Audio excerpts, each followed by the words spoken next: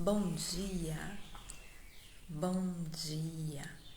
Estamos aqui mais um dia buscando a presença do nosso Deus, buscando andar na luz da sua presença, né? Abrindo as nossas cortinas, né? Para que essa luz possa entrar, elevando os nossos pensamentos para o Senhor, as nossas orações, dizendo a Ele que nós acordamos hoje e nós aceitamos as suas misericórdias renovadas sobre nós, e é por isso que nos colocamos diante da sua presença todos os dias, né? Estamos aqui ao vivo de segunda a sexta, mas todos os dias nós buscamos o nosso Deus, que na manhã de hoje Ele revele a nós, Ele nos satisfaça com o seu amor leal, né? Que o nosso coração se encha de alegria por estar na sua presença, que possamos sentir, né? Não apenas saber, nós sabemos que Ele está presente, porque Ele disse que estaria onde estiverem 2 ou 3 reunidos em nome dEle. E que bom que agora, nesse exato momento, nós já somos, né? 2 ou 3. Eu sei que tem Clarice aí, bom dia, Clarice. Tem Laurinelli, tem o irmão Walter que está aí também. Olha, Marizene que entrou agora. Bom dia. Muito bom estarmos juntos com o mesmo propósito, né? Unidade de propósito, buscando a face do nosso Senhor, buscando nos encher dele, buscando, né, que o nosso coração seja preenchido do Senhor, ouvir a sua voz. Então, isso é maravilhoso. E hoje nós estamos... Bom dia, Lilde. Olha só, gente, aumentando o povo de Deus. Se onde 2 ou 3, né, estiverem reunidos, o Senhor está. Imagina a festa, cada vez que vai se achegando mais e mais, né, a sua presença. Então, nós podemos saber que o Senhor está aqui, mas também nós queremos senti-lo aqui, né? Senti-lo entre nós, sentir o Espírito Santo com liberdade, movendo em nossos corações, movendo entre nós, né? Isso é algo que eu desejo, né? No meu coração, no meu íntimo. Eu sei que vocês também desejam isso. Bom dia, Sônia. Bem-vinda. Então, hoje nós estamos iniciando o livro 4 dos Salmos. Estamos aqui, né? Hoje vamos refletir um pouco no Salmo 90, um salmo que foi feito por Moisés. Olha que legal. Já sabiam que que ficou registrado um salmo de Moisés? Quem ainda não sabia aí, ou todo mundo já tinha consciência? Esse salmo é um salmo conhecido, né? Assim, pelo menos alguns trechos dele são falados, né? A gente cita e a gente vai ver um pouco mais sobre isso. Eu achei interessante na legenda, né? Que fala que é uma oração de Moisés, homem de Deus. Então, isso já me chamou a atenção, né? Essa descrição sobre Moisés. Moisés, acho que dispensa apresentações, né? Quem foi Moisés, as experiências que ele teve com Deus, isso dispensa apresentações aqui, né? A gente sabe o quanto que ele conheceu de Deus enquanto viveu aqui na terra, o quanto ele se aproximou do Senhor, o quanto ele teve revelação, né, de quem Deus é. E aqui ele pontua que essa é uma oração dele.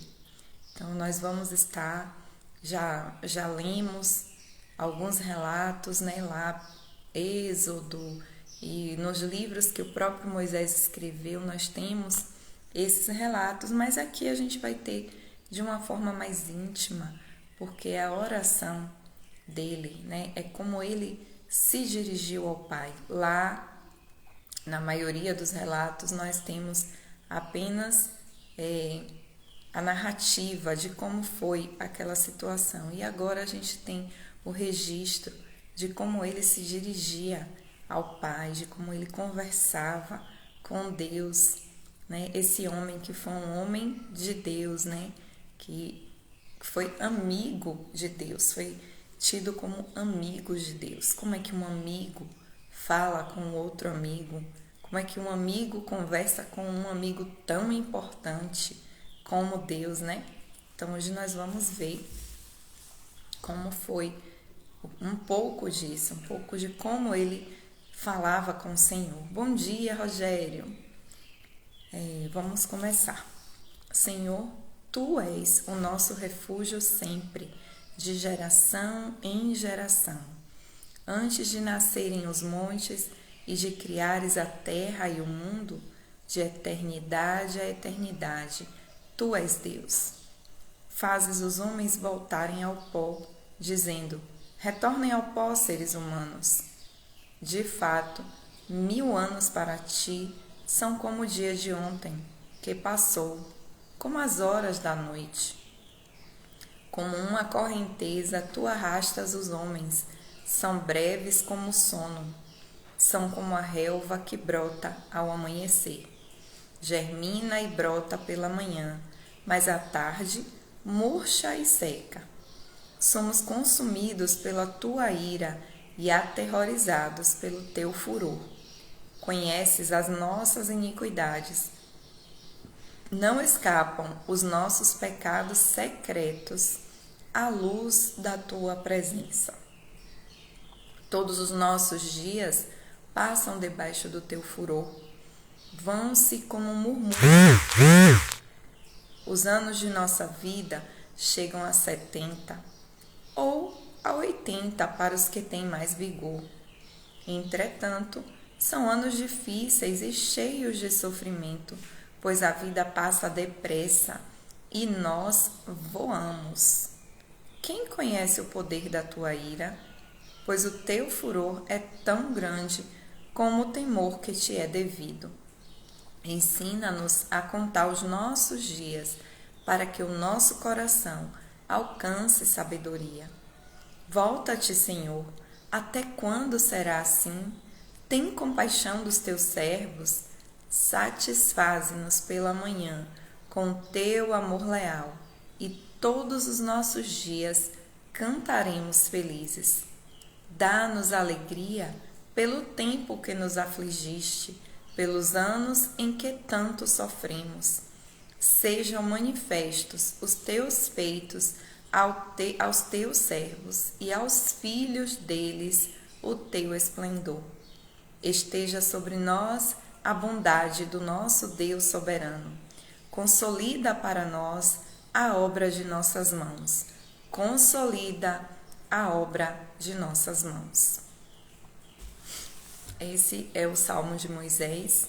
A gente pode extrair inúmeros ensinamentos aqui. O primeiro ponto é que esse salmo ele foi escrito ainda no tempo em que estava no deserto.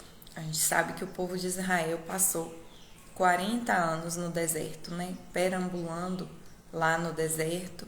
E a gente sabe que isso aconteceu porque o povo tinha muito a ser revelado do seu interior. Ele precisava, né, tirar muita coisa do seu interior.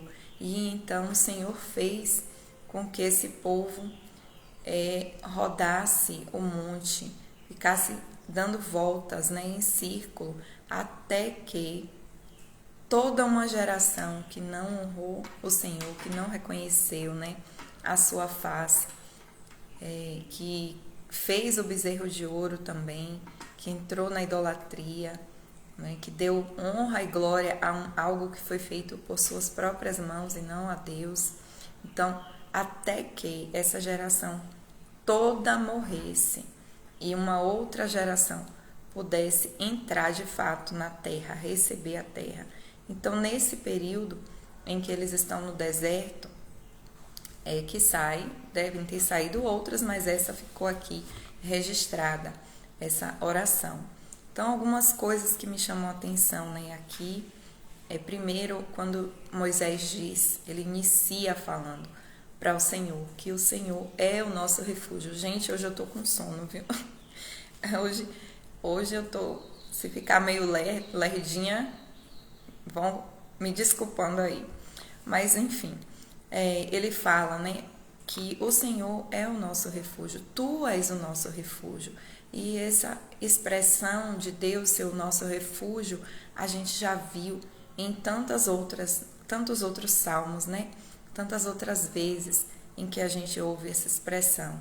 E aqui ela ganha um sentido, né? Assim, a gente pode perceber um sentido se a gente olhar o contexto de como essas pessoas estavam.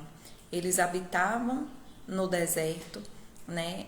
Em tendas, montava-se tendas para que eles pudessem habitar. Bom dia, Marbi, bom dia, Anne, sejam bem-vindas. Não sei se entrou mais alguém. Então, o fato deles habitarem no deserto, estavam sujeitos a muitas coisas, né? Então, quando Moisés declara que o Senhor é o refúgio, que o Senhor é o lugar seguro, que o Senhor é a morada, né? Ele já está mostrando aonde está o coração dele, aonde está a confiança dele. Ele já fala, inclusive, para si mesmo e também para aqueles que ele lidera, né? Não precisamos temer, porque o Senhor é o nosso refúgio. Nós estamos no deserto, nós estamos vulneráveis, nós estamos como um povo sem pátria, sem lugar. Imagine que naquele tempo as cidades, elas eram fortificadas, elas eram muradas, justamente para impedir a invasão do inimigo, ou minimizar, né, essas tentativas. E o povo que outrora fora escravo, né, que tinha uma certa segurança do local onde habitava, né, pelo menos a zona de conforto que a gente tanto fala, né? Eles estavam no Egito, tinham uma zona de conforto, sabia que estavam protegidos de algum modo, inclusive porque estavam no país que dominava o mundo naquele tempo. Apesar de serem escravos, estarem sofrendo, mas lá eles encontravam o que precisava para sobreviver, olhando sim aos olhos naturais, né? Estou falando olhando aos olhos naturais. E esse povo é tirado desse lugar de, entre aspas, conforto, né? Esse lugar, entre aspas, de segurança, e é levado pelo Deus deles para ficar no deserto e ficar peregrinando no deserto, dando voltas e mais voltas. O povo, a gente sabe, que questionou Moisés, que perguntava, né, a Moisés e até reclamava, murmurava: foi para isso que você nos tirou do Egito, para estar andando nesse sol quente, para estar num lugar onde não tem o alimento. Lá pelo menos a gente tinha cebola, lá pelo menos a gente tinha carne. E quantas vezes Deus faz, né, acontecer algo maravilhoso para trazer a carne que o povo tanto reclamava, para produzir a água que o povo reclamou porque encontrou águas amargas, enfim, né? E aí Moisés, ele diz: tu és o nosso refúgio. Ele entendeu, né, quem era o refúgio, que de fato eles podiam estar em qualquer lugar, mas se não tivesse a presença do Senhor, não tivesse esse lugar de refúgio em Deus, de nada valeria. E ele diz que o Senhor é o refúgio sempre, de geração em geração. Então, esse ensinamento nós podemos receber. Ele não muda. O Senhor pode ser o nosso refúgio se assim nós quisermos que Ele seja o nosso refúgio. Amanhã a gente vai falar sobre o Salmo 91 e a gente vai ver isso, de fazer de Deus o seu refúgio com mais propriedade, né? Mas a promessa não era só para aquele povo que estava vivendo no deserto, que estava andando ali. A promessa é de geração em geração, né? Todos que crerem no Senhor podem encontrar refúgio, morada, abrigo seguro nele. E aí Moisés vai falando, porque não precisava, ele nem precisava dizer, mas ele vai falando, e eu acredito que ele vai trazendo isso novamente, né, para a própria alma dele. Nos momentos em que, muito provavelmente, ele, enquanto líder, responsável por um povo, ouvindo tanta reclamação e murmuração, eu acredito que vinha os questionamentos no seu interior, né? Será que é isso mesmo? Será que eu ouvi a voz de Deus? Quantas vezes, né, nós passamos por isso em alguma situação que a gente vive, em um momento de tomada de decisão? Quantas vezes a gente se questiona, né? Será que eu estou fazendo a coisa certa mesmo? Será que de fato eu ouvi a voz de Deus para agir assim ou assado? Então eu acredito que Moisés passava por isso. Ele traz a sua mente, a sua memória, a sua alma. Que aí ele fala quais eram os lugares de segurança para aquele povo. Os montes, né? Também nós vemos várias e várias vezes salmistas se referindo ao monte como lugar de refúgio, de socorro, de estar bem, né? Eu achei interessante quando eu visitei a região de Israel, que aqui no Brasil, né, a gente começa, quando está em uma região cercada por montes, as cidades começam a existir na base do monte. E depois é que elas vão subindo, né? A cidade que meu esposo nasceu mesmo, Baixa Grande, ela é cercada por montes. E agora, né, depois de um tempo de crescimento da cidade, é que as casas estão subindo para os montes. Lá em Israel é ao contrário, né? Eles começam a povoar de cima para baixo. Por quê? Porque eles entendem que quanto mais alto, mais seguros vão estar, mais difícil é para o inimigo alcançar, né? Para o inimigo chegar, é mais demorado, cansa mais a subida, enfim. Então eles procuram sempre construir de cima para baixo. Então, quando não tem mais espaço aqui em cima, no topo, aí eles vão descendo monte abaixo. Então, os montes para o povo era o lugar mais seguro. E aí Moisés diz que antes que os montes nascessem, né, antes que a terra fosse criada, de eternidade a eternidade, Deus já existia. Ele já era Deus, né? Ele já estava ali. Como é que ele não será um refúgio melhor do que os montes? Como que estar em Deus não é o lugar mais seguro de toda a terra, não é verdade? Então essa é a reflexão que Moisés faz. Um ponto que eu achei assim engraçado enquanto eu li, né? Pelo menos a forma que está na minha tradução foi o 3, né? Quando ele diz que Deus faz os homens voltarem ao pó, dizendo: retornem ao pó, seres humanos. Então, achei assim engraçada a forma como está escrito isso, mas a gente sabe que essa é a verdade, né? Basta o Senhor dizer, basta uma palavra dele e tudo muda, inclusive o fato da gente voltar ao pó. Então Moisés contrasta a grandeza de Deus, a eternidade de Deus, quem ele é, né? Que ele sempre existiu, sempre esteve, antes dos próprios montes que continuam lá, né? Vem ser humano, vai ser humano, e os montes continuam lá. Veio Abraão, veio Davi construindo Davi e Salomão, né? Construindo a casa para Deus, o templo, lá no Monte Sião. Outros já passaram, o templo foi destruído, foi reconstruído, mas o monte permanece, o monte está lá. Quem for em Israel vai poder subir nesse monte. mas muito mais do que o monte é o Senhor. Então ele coloca o contraponto. Quem é o ser humano, já que esse Deus diz, volte para o pó, na mesma hora nós voltaremos ao pó, basta uma palavra dele.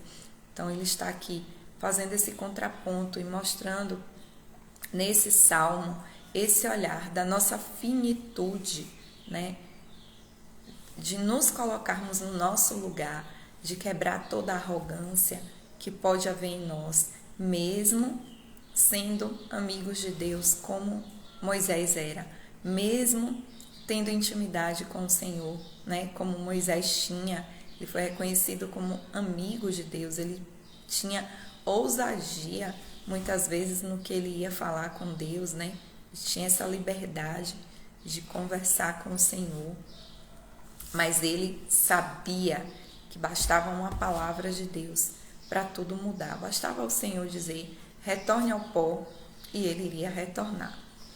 Aí ele fala, né, até de um termo que a gente utiliza muito, falando que um dia para Deus é como 1000 anos. Bom dia, Nélia. E 1000 anos para Deus é como um dia. Então ele faz essa comparação. Na verdade é uma comparação. Não sei exatamente se Deus conta assim, 1000 anos é equivalente a um dia. Pode ser que sim. Mas ele faz essa comparação, que o tempo para Deus é um tempo diferente do nosso tempo. A gente pensa que um dia é muita coisa, né?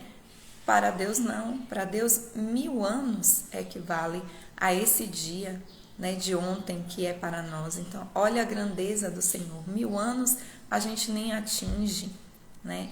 Os nossos anos não chegam nem perto disso. E aí ele também fala sobre isso. Os anos da nossa vida aqui na Terra vão chegar a 70 e no máximo a 80.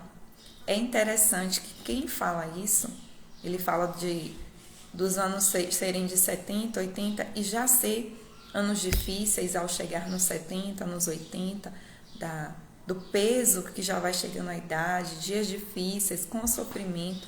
Mas é interessante a gente lembrar que Moisés, ele foi chamado para guiar o povo quando ele tinha 80 anos. Né? É muito interessante isso. Ele fala de algo, né, de um peso de uma idade de 80 anos que hoje nós conseguimos entender. Hoje isso é verdade, né, para nós que vivemos nesse tempo.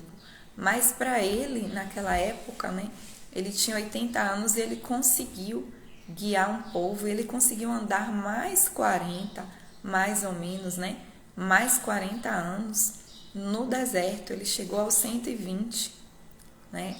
Olha o pai de Clarice com 91. Então, havia algo diferente na vida de Moisés que o fez chegar aos anos, né, em que deveria ser anos de cansaço, de enfado. Bom dia, dona Enides, bom dia, Janaira. Seus anos de enfado, de cansaço, mas ele conseguiu por causa da sua vivência com o Senhor, porque ele se enchia de Deus e o Senhor renovava as suas forças, né? E também é certo que havia uma diferença na estrutura da terra, na questão da alimentação, do exercício físico que se fazia. As pessoas de 3.500 anos atrás, eu creio, que tinham uma resistência física muito maior, né? Porque elas se alimentavam de comidas mais naturais, não existia tanta poluição como hoje a gente vê. Então, tudo isso ajuda, né, na manutenção da nossa saúde. Mas ele fala de algo que é muito mais visível na nossa geração do que era na geração dele. Era mais fácil encontrar pessoas com 80 anos com vigor do que é hoje, né? Então, acho interessante isso.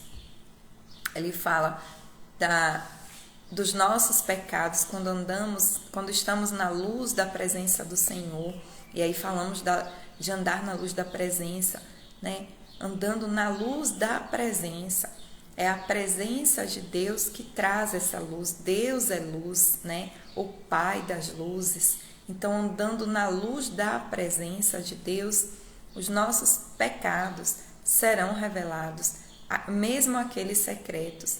Isso também me chamou a atenção. Nada escapa, né, do olhar de Deus. Mas não é só Deus que vai ver. Imagine algo que está na luz, né? É possível todos perceberem. Então, assim, isso ficou no meu coração. Nós queremos andar na luz da presença do Senhor, mas muito do que há em nós, tudo do que há em nós será revelado. É necessário que venha à tona, né?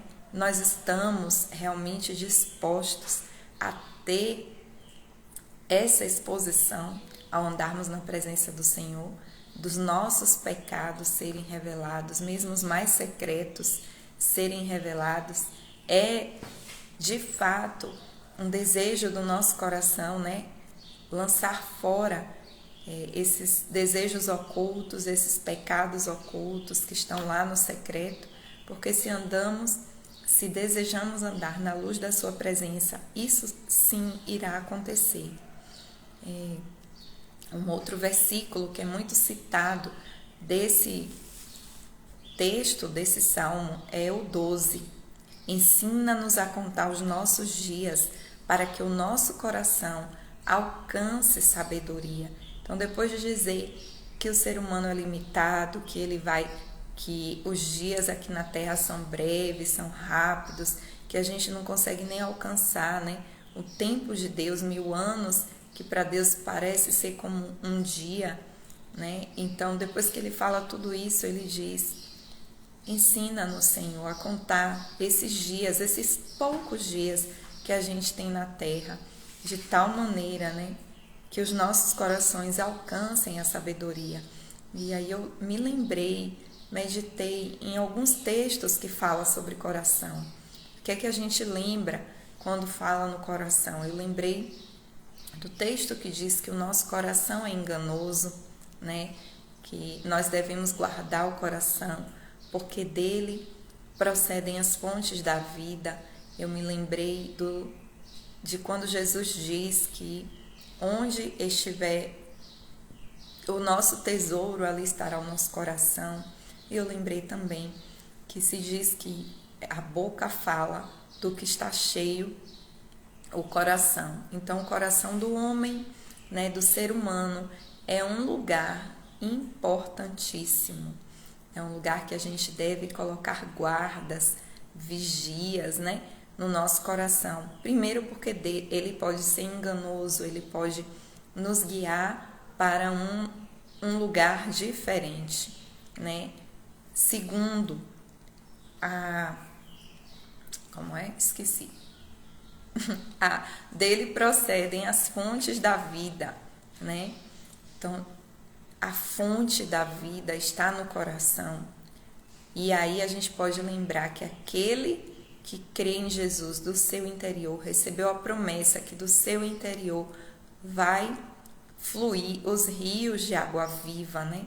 Então, essa busca por esse coração sábio, a gente também pode lembrar que em Provérbios fala que o temor do Senhor é o início dessa sabedoria. E como que a gente pode encher, então, o nosso coração, já que é de lá que procede a fonte, que ele estará aonde está o nosso tesouro, né? Ele vai caminhar até onde está o tesouro. E também que ele vai... é do coração que vão sair as palavras, né, que saem da nossa boca. A nossa boca vai falar sempre do que está cheio o nosso coração. Então, como cuidar desse lugar, né, no nosso interior, que é tão importante? Moisés fala: ensina-nos a contar os nossos dias de tal maneira que a gente encontre um coração sábio, que a gente forje em nós um coração sábio.